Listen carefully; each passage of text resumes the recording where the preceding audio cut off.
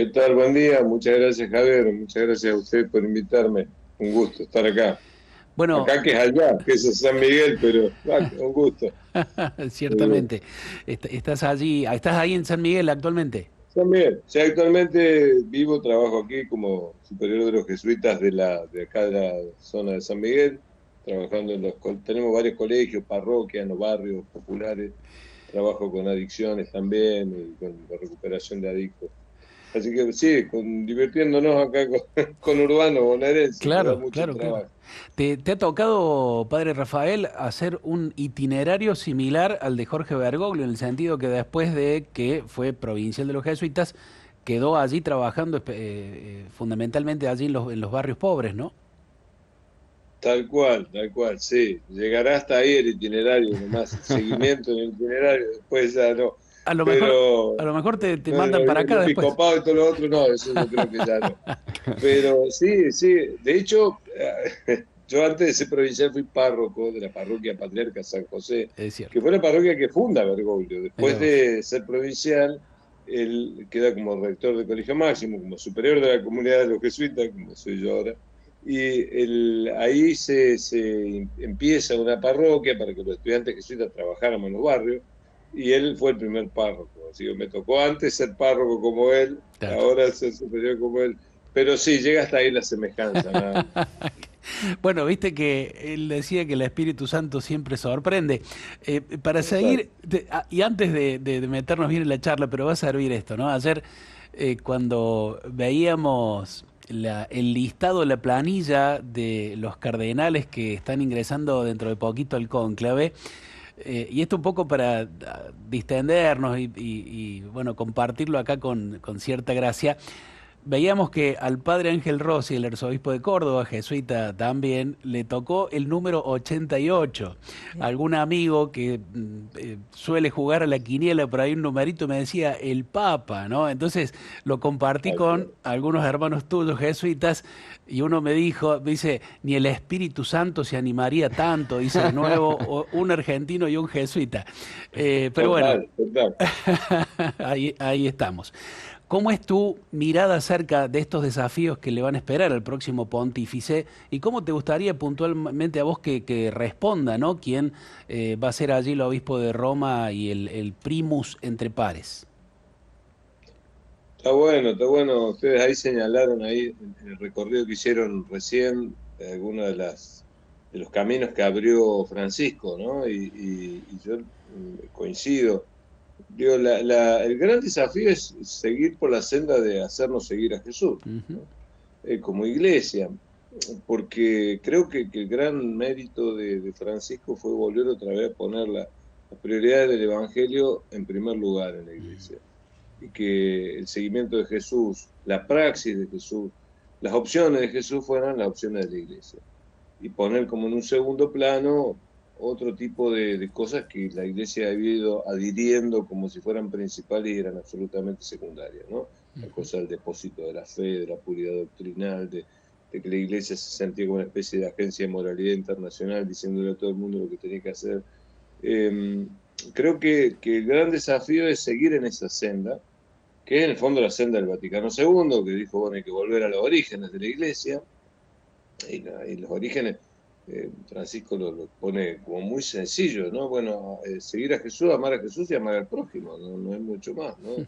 A partir de ahí se hace comunidad bueno, y la comunidad se hace desde las periferias del centro y siguiendo y atendiendo a los pobres. Creo que es un gran desafío seguir esa senda, eh, que tiene que ver con una praxis de la iglesia que luego va a implicar seguramente algunas modificaciones doctrinales. Una de las cuestiones que le han como endilgado o criticado a Francisco era esto de que, bueno, sí ha hecho muchos gestos, pero no hubo cambios doctrinales, digamos, ¿no? Ujú. Yo le he respondido cuando me han preguntado de eso, digo, bueno, él ha instaurado una praxis nueva, y en la iglesia siempre primero viene la praxis y luego viene la doctrina, ¿no? Claro. Es decir, primero la iglesia, qué sé yo, por poner un ejemplo, ¿no? Durante décadas las mujeres han leído la lectura de la misa, recién hace unos años la Iglesia autoriza oficialmente que las mujeres lean la lectura de la misa, ¿no? Claro. Ya eso en la praxis lo había hecho, ¿no? Con la comunión a divorciados y vueltos a casar ha pasado otro tanto, ¿no? Bueno, la praxis ha ido superando a la doctrina hasta que, bueno, Francisco en Amor y Leticia abre esta puerta.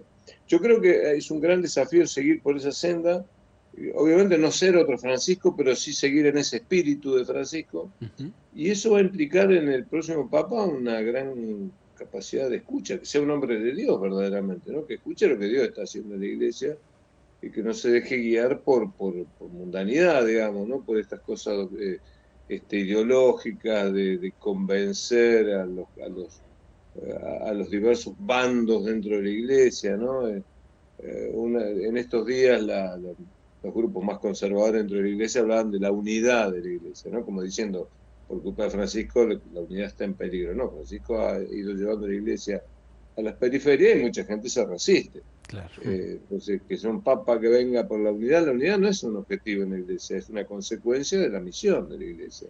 La consecuencia es que la Iglesia está en misión y vive en comunión, y bueno, en ese camino va reformándose, ¿no? Padre Rafael Velasco, buen día. Cecilia los saluda Buen día, y Cecilia. bueno, me siento así como expectante, quizás con más intensidad que en anteriores ocasiones, ¿no? Creo que esto lo ha logrado Francisco por su misión, por su manera de ser papa, por su manera de llevar esa función de forma tan maravillosa, ¿no? Que nos ha enamorado y nos ha cautivado a todos. Y por allí pienso, ¿qué características, qué dones debería poner al servicio de toda la Iglesia quien sea el nuevo pontífice, ¿no? Está bueno eso que dice Cecilia de que le ha vuelto a poner como en expectación el nombramiento de un papa, ¿no? Y eso creo que le ha pasado a todo el mundo, que lo ha logrado Francisco, que no es irrelevante. Y no es irrelevante no solo por una cuestión de poder mundano, digamos, sino porque la figura de Francisco hizo que fuera relevante otra vez el Papa. Y puso en un lugar relevante otra vez la Iglesia Católica en cuanto a un espacio donde ocurren cosas buenas.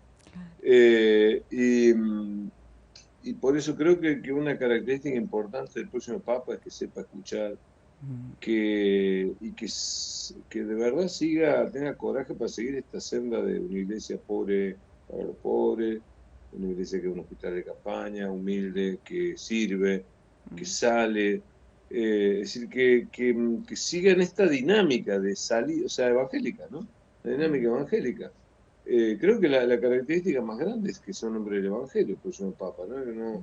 Que no sea un cobarde, en primer lugar, que no sea un hombre que piense solo para Roma y para el Vaticano, la Iglesia, ¿no? Que la Iglesia es justamente uno de los grandes aportes esto del Papa del fin del mundo, es que Jorge tenía idea de cómo es la vida de la Iglesia real, y la vida de la Iglesia real en un lugar que está vivo y que sufre, como Latinoamérica. Entonces, creo que el Papa que sea un hombre que de verdad tenga esa capacidad de escuchar, que sea un hombre de Dios, ¿no? Padre Rafael, ¿cómo te va? ¿Cómo estás? Cristian te saluda. ¿Qué En tal, Cristian? Buen esto día. también yo aprovechaba para preguntarte, para que nos pudieras hacer tomar quizás un poquito más de conciencia en torno a lo que se está eligiendo en este día, ¿no? Hablamos de los retos, que esos son los que van a estar, que son muchos. Hablamos también y podemos seguir profundizando de las cualidades de los dones. Y también está bueno poder recordar qué significa la presencia de un Santo Padre. Para nosotros el Papa Francisco nos ha marcado. Realmente por ahí es difícil poder considerar un nuevo Papa con toda con la vara que nos ha dejado Francisco. Pero creo que es importante siempre pensar o descubrir cuán importante o cuál es el signo más profundo de un Papa, más allá de lo que uno puede decir como administrador en torno a todo lo que tiene que ver como obispo de Roma, pero para nosotros como cristianos hoy, ¿cuán importante es la elección de un Santo Padre? Y por un lado es clave en el sentido que es el pastor, sucesor de Pedro, que marca el camino. y que marca el camino de la Iglesia con su vida, sobre todo, ¿no? No solo con su doctrina. También es cierto que un papa es fundamental para reformar la Iglesia, pero no alcanza con un papa para reformar la Iglesia, ¿no? Así que la Iglesia tiene que seguirlo, que no es solo el papa, es el pueblo de Dios, el papa, y también están los obispos y los sacerdotes, estamos en el medio también, que tenemos que ayudar en ese pastoreo, pero tenemos que estar cerca del pueblo de Dios. Pero creo que la trascendencia es que estamos eligiendo al sucesor de Pedro, que es símbolo de unidad en la Iglesia, y que a su vez es una... Francisco volvió a poner esto como una referencia, un contrapeso mundial a una cultura de la crueldad. Fue una palabra de compasión activa, ¿no? Una palabra compasiva en el que encontraron refugio no solo los católicos, sino muchísimas personas de buena voluntad que luchan por un mundo mejor. Entonces, el ser papa no es solo ser papa de la Iglesia Católica, sino que también a día de hoy implica ser un signo, una referencia de bondad en un mundo muy cruel. Y eso creo que es trascendente, y en eso Francisco sí que dejó la vara muy alta, ¿no? Rafael, yo te pregunto, hacia el otro lado, podemos decir, de lo que te preguntaba recién Cristian, para no quedarnos tampoco en esta tentación de la nostalgia por lo que ya tuvimos, ¿no? Y cierto temor a lo que vendrá. Eh, Eso fundamentalmente, a la par de lo que haga el pontífice, sea quien fuere que reciba esta misión, todos tenemos que seguir trabajando en un sentido, ¿no? Digo, me parece que eso hay que reafirmarlo, porque puede venir a lo mejor un papa que no nos guste en sus métodos, en sus formas, más allá de lo que resulte el cónclave, y no obstante eso hay que seguir pegándole para adelante, ¿verdad? Sí, lo más probable es que va a venir un papa que no nos va a gustar. En el sentido de que si nos ha gustado tanto Francisco, claro, es muy difícil que uno después diga, bueno, che, la comparación siempre va a ser como lo inmediato, ¿no? Este no es como, este Claro. es como Francisco. Bueno, eso es lo más probable que nos va a pasar a nosotros argentinos, a nosotros que estamos, o sea, que hemos comulgado con el sentido del papado, ¿no? Y tendremos que estar atentos a no quedar en la nostalgia, que tener toda la Claro. razón. Esto que yo decía, que un papa puede ayudar a reformar la Iglesia, pero no alcanza, porque el pueblo de Dios tiene que seguir en ese camino. Hay una senda para caminar, y creo que la expectación es porque uno ha visto que Francisco ha sido algo muy distinto y bastante disruptivo de lo anterior, y el temor de aquellos que nos sentimos interpretados es decir, bueno, que haya sido solo unas vacaciones, digamos, ¿no? Claro. Después volver a... el pueblo de Dios seguirá por su camino, pero claro, lo que puede llegar a ocurrir es que el pueblo de Dios siga por un camino y el liderazgo de la Iglesia siga por otro. Claro. Por eso uno tiene que rezar para que eso no ocurra, de verdad. También es cierto que tenemos que pedir a Dios que mande el mejor papa posible, ¿no? Digo, hay un dicho que dice que la paloma del Espíritu Santo empolla los huevos que le ponen, ¿no? Claro. Es decir, bueno, es lo que hay, ¿no? Bueno, estos son los cardenales que tenemos, esta es la situación de la Iglesia ahora, bueno, que salga el mejor papa posible, ¿no? Ratzinger, que era el que decía cuando le preguntaban, ¿es el Espíritu Santo el que elige al papa? Y él dice, bueno, el Espíritu Santo, como un buen pedagogo, inspira, sugiere, pero son los cardenales los que eligen, ¿no? Claro. Finalmente eligen lo mejor que pueden dentro de lo que hay. Bueno, también ese realismo tenemos que tener, de que, bueno, será el mejor papa posible, que el hombre hará lo mejor que pueda, y que tenemos que ayudarlo y acompañarlo, y que no va a ser Francisco, no, claramente no va a ser Francisco II, digo, por más que se pusiera mejor ese nombre, ¿no? Que el hombre va a hacer lo mejor que pueda, pero tenemos que empujar nosotros, ¿no? Padre, están llegando algunos mensajes de los oyentes, les queremos dar lugar también, porque hacen también a este momento. Saludos al Padre Rafael Velasco, lo escucho después del Rosario por aquí, por la Radio María, en sus reflexiones. Claro. Aprendo mucho de él.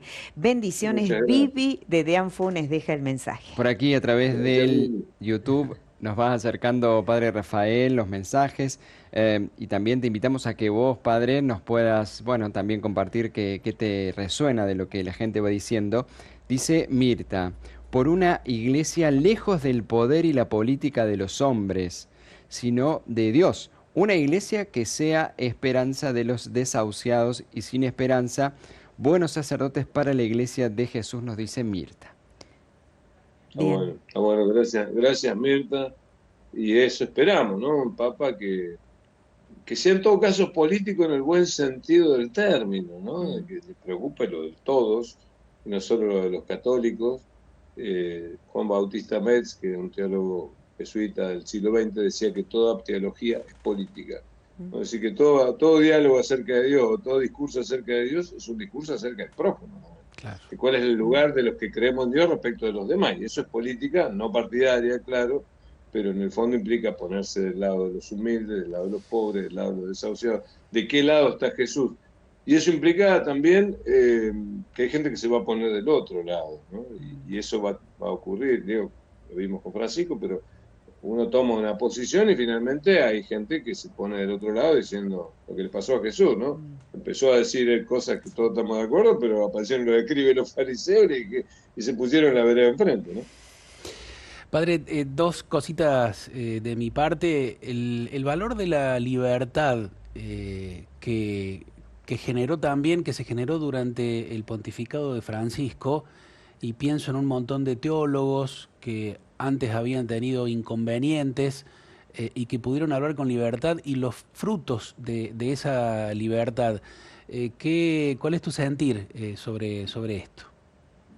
Creo que fue muy importante eso, justamente por haber corrido el eje, ¿no? Es decir, Francisco dejó de estar ahí obsesionado, como en algunos otros momentos la Iglesia, por la doctrina, por la puridad doctrinal, que eso implicaba entonces persecución de los que doctrinalmente ensayaban otras cosas o intentaban dar otra mirada acerca de la fe de la Iglesia. Y eso entonces, al poner el eje en otro lugar, dio más libertad y abrió como un paraguas para quienes por ahí intentan pensar la fe desde este contexto, desde este lugar, y que bueno, muchas veces puede ser que haya afirmaciones que son demasiado osadas, demasiado audaces, pero justamente se dejó libertad y eso, pero creo que está dado porque se dejó de pensar que la iglesia era un depósito donde estaba toda la fe y el Papa tenía la llave para abrir y cerrar el depósito, sacaba y ponía, ¿no? Y se pensó que la iglesia era un espacio de una comunidad, un hospital de campaña, un lugar donde todos tenían lugar y todos tenían sitio. Claro, eso ciertamente fue una gran cosa y uno espera que no se pierda al no perder el foco, ¿no? Y el eje. Pero sí, claro, ciertamente los que tienen ideas un poco más que fueron cuestionadas en algún momento se vieron beneficiados por la libertad. Y la libertad de Francisco también ante los poderes de este mundo, ¿no? Fue una voz claramente libre ante este crecimiento de la crueldad, de la violencia, de que el que gana se lleva todo, de que el que tiene oprime a los que menos tienen, y que, ¿no? Esto de poder decir, no sé, ante Ucrania y Rusia, lo querían siempre acorralar diciendo usted tiene que estar a favor de Ucrania, y decían, no, las balas son malas siempre, vengan de donde vengan, maten a quien maten. No es que el Papa tiene que estar en favor de uno y en contra de otro. Y lo querían acorralar y nunca lo hizo. Con Israel y Gaza lo mismo, ¿no? Diciendo, no, mirá, esto es crueldad. Crueldad que se bombardeen niños. No me vengan con que ahora los malos son los musulmanes. Es otra la historia, ¿no? Es otro planteo. Esa libertad y esa independencia, que era una voz única en el mundo, y que también fue única acá, nosotros la quisimos traer siempre al barro de la política local, al Papa, ¿no? Sí. Pero digo, cuando él señalaba algo que estaba claro, que era desde el Evangelio, ¿no? Inmediatamente ya le quería poner la etiqueta, ¿no? Creo que esa libertad también de que el papado sea, el obispo de Roma sea como un faro donde encuentran asilo los desesperados, creo que es fundamental, ¿no? Hay una canción de los Paralamas que es el faro de los desesperados, ¿no? Bueno, eso, que pudiera ser eso el Papa, ¿no? Que creo que en eso Francisco dio un paso enorme. Hay una pregunta de alguien que, o sea, no sé si corresponde o no respecto a las congregaciones. Dice, si el Papa pertenece a una congregación, ¿tiene más apoyo de los que respecto a los que son del clero? Natalia, de Capital Federal. No sé si se entiende la pregunta, padre. Sí, y de hecho en el caso de Francisco, Ujú, la Compañía de Jesús lo apoyó mucho. claro. Él encontró mucho apoyo en la compañía y se encontró muchos obispos de la compañía también. Los jesuitas le hemos reclamado bastante que nos sacó jesuitas valiosos, el caso de nuestra provincia, por ejemplo, el padre Rossi, para funciones episcopales, ¿no? Sí. Pero la compañía, claro, él recibió allí un apoyo muy fuerte de una orden como es la Compañía de Jesús, que está en todo el mundo. Digo, desde la curia general nuestra, toda la semana él pedía por ahí información, muchas veces confiaba en la palabra de lo que le decía la compañía más que el nuncio que tenía en ese lugar. Es decir, ahí sí ha habido un apoyo, por lo menos en este caso, me parece que si un papa que perteneciera a una orden religiosa probablemente tenga un cierto soporte. De hecho, esto de que nombrar a cardenales jesuitas o que en algún punto se apoyaran jesuitas para cuando hizo la reforma económica del Vaticano, por ejemplo, ¿no? Es decir, Mm, cuando hizo la reforma económica del Vaticano puso al padre Guerrero Ujú. como gran ministro de Economía. El padre Guerrero le dijo, yo te voy a aceptar, pero no me haces cardenal. Estuvo 3 años, hizo la reforma y volvió otra vez, ahora está trabajando en España, el padre Guerrero, ¿no? Le, le Pero hici- bueno, le eso hicimos, fue compadre. le hicimos ¿Eh? nota, le hicimos nota Ah, le hicieron acá. nota, Sí, claro, sí, el porque padre estuvo Guerrero, por Córdoba, claro, un maestro, sí, claro, él sí. estuvo por acá. Bueno, eso sí, claro, le da un apoyo especial si supongo yo que si el Papa está a buenas con su congregación también, ¿no? ah, Eso también. También hay que decir, me parece como información concreta, como nunca antes ha crecido el número de cardenales que pertenecen a congregaciones y a órdenes religiosas, ¿no? Como nunca antes en Sí, la historia. Están, creo que, casi igualados, digamos, ¿no? Los que pertenecen al clero y a mucho. las congregaciones. Cristian, yo no sé si vos tenés otra, Simplemente, dale. sí, antes de que se vaya, por ahí mucha gente está convencida y lo vamos viendo porque hemos quedado impactados con lo que nos ha regalado Francisco. Perdón que vuelva a este punto, pero es para dejar bien claro, el próximo Papa tiene la obligación de continuar el legado de Francisco. Hay una obligación, diría yo, espiritual, ¿no? De entender que si la Iglesia ha tomado este rumbo, un Papa elegido por la Iglesia y que ha sido inspirado por el Espíritu Santo, sería como muy extraño, muy disruptivo que alguien viniera y dijera, no, bueno, vamos en la dirección contraria. Bien, Sobre todo viendo el fruto el fruto, del eso, espíritu, ¿no? Que uno va exacto. viendo, o sea, que no es una cosa antojadiza, ¿no? Digo, se ha visto, se ve el fruto del espíritu en la iglesia, lo que ha significado la vida y el magisterio de Francisco. Y claro, todo puede ocurrir, yo tampoco soy ingenuo, ¿no? Todo puede ocurrir, pero me da la impresión que es más bien improbable que ocurriera que alguien diera un giro esto de 180 grados, ¿no? sobre Ujú, el rumbo de la iglesia. Me da bien, la impresión que eso no mm. podría ser. bien. Simplemente para el final, padre Rafael nos edifica en cada aparición. Un gusto escucharlo. Rodrigo de Rufino. Muchísimas gracias, Rodrigo. Me agradezco un montón. Bueno, muchas gracias. Bueno, si estuvieras en campaña, padre, tendrías mucho. Voy sumando algunos votitos. Voy sumando, voy a repartir unos choripanes después, voy a hacer ahí una campaña más amplia. Te agradecemos mucho, padre Muchas Rafael, gracias a por ustedes. estos momentos, todo lo que has compartido, ¿eh? Gracias, padre. Gracias, Y padre. también Un las abrazo. Te reflexiones agradezco un que montón tenemos a yo. diario, que tenemos a diario. Gracias. Claro. ¿Ah? Nos rezamos, sí, tal cual, claro, con mis cuentos. Bueno, le Dale. agradezco un montón eso. Un Que Dios lo abrazo. bendiga mucho y recemos por el futuro Papa y por la Mm. Iglesia. Dale.